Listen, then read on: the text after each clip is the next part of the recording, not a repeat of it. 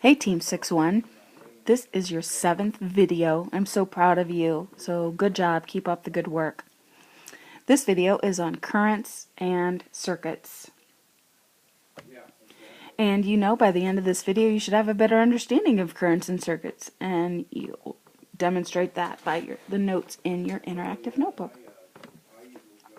You know that you need these two pages. You need the reading page, and then you also need the page that you'll be cutting so that you'll be gluing that into your interactive notebook. Alright, follow along as I begin reading current and circuits. Particles that make up every atom, those protons and electrons, work together to create an electrical charge, either a positive one or a negative one. Current electricity is a continuous flow of electric charge. Electric current is the amount of charge that moves past a certain point each second. Current is measured in amperes, or amps, with a capital A. There are certain materials, called conductors, that are especially good at carrying electrical currents because of the structure of their atoms. For example, metals such as copper and aluminum are great conductors. That means they're going to allow electricity to flow through them very easily. On the other hand, these materials are not good at carrying currents. These are called insulators. So some examples are rubber, wood, glass, and air, meaning they don't allow electricity to pass through them easily. There are two types of currents, direct and alternating.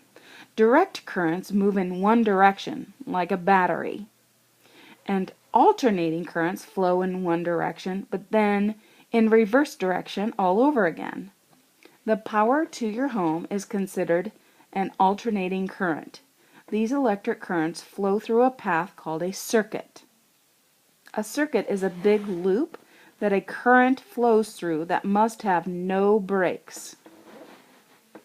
A closed circuit has no breaks in it, where an open circuit has a break.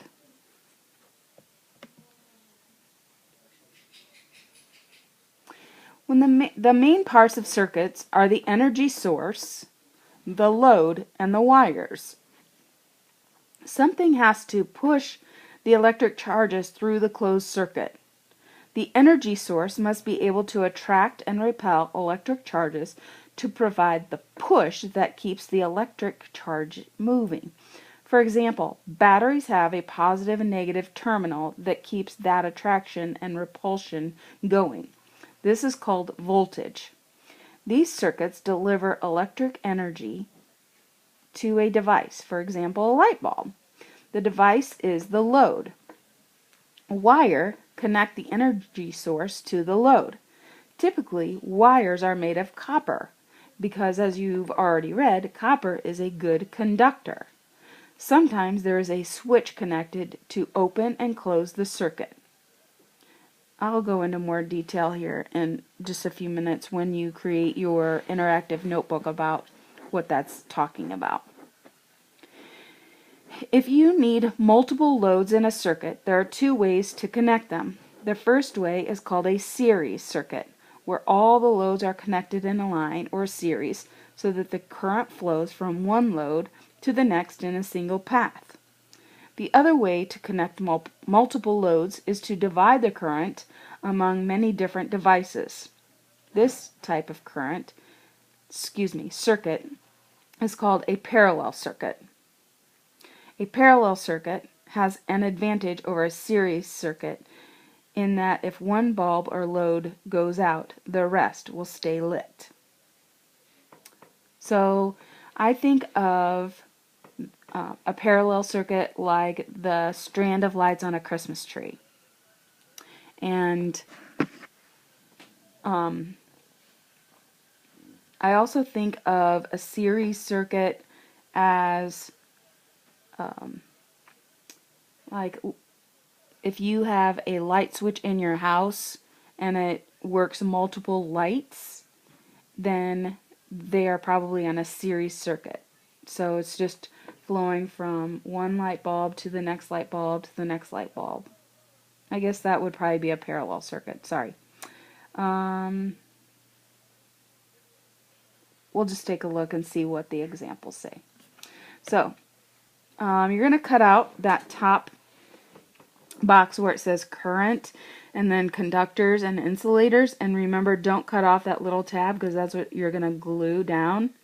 And you also want to cut out the lines underneath it with the light bulbs, okay? And then also cut around your writing piece. You might want to take a look at this page first so you can see what it's going to look like. Okay. You do need to cut on the dotted line underneath the word conductors and insulators so that we can lift those flaps, because we're going to lift those flaps. Alright, so the reading is going to be glued onto page 62, and then your cutouts will be on page 63. And up at the top where it says current, we want continuous flow of electric charge. And then direct current, you're going to put arrows going all the same direction. But the alternating current, you're going to put arrows like one forward and then one backward, one forward, one backward. For the circuits, we have the series circuit. So our energy source is the light bulb, or excuse me, the battery. And then the wires would be connected to the battery and then run to the light bulbs. And notice how it's all one big loop. Okay?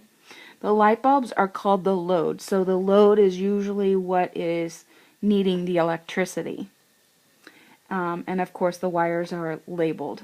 So here the path of the electricity is just kind of in a circle, and it just kind of keeps going around and around.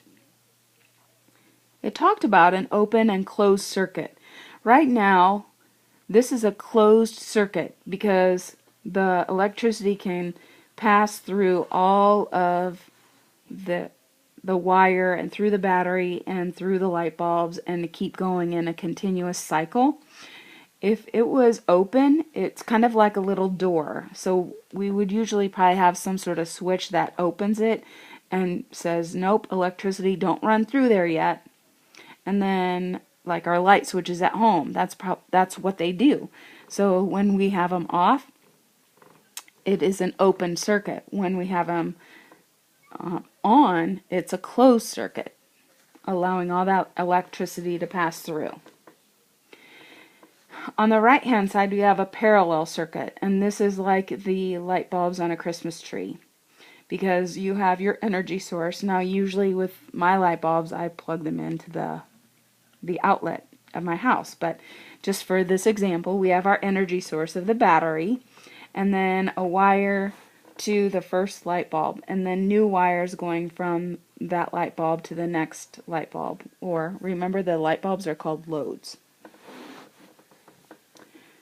Alright, underneath the conductors and insulators, we're going to write some notes there. So you want to make sure that you can lift that flap. I guess here's a close-up, sorry. Alright, so conductors are good at carrying electrical currents because of their atom structure. For example, copper and aluminum. Okay. Insulators are not good at carrying a current, and that would be like rubber or wood. Feel free to pause if you need more time. Alright, our writing. Describe what a circuit is and how they work. Be sure to use vocabulary words from the text. So, a circuit is a path that electric currents flow through. An energy source supplies the charges needed for a current to travel through the wires. Those wires connect to the loads that receive the electric current to provide power. Alright, and you're going to glue that at the bottom of your page.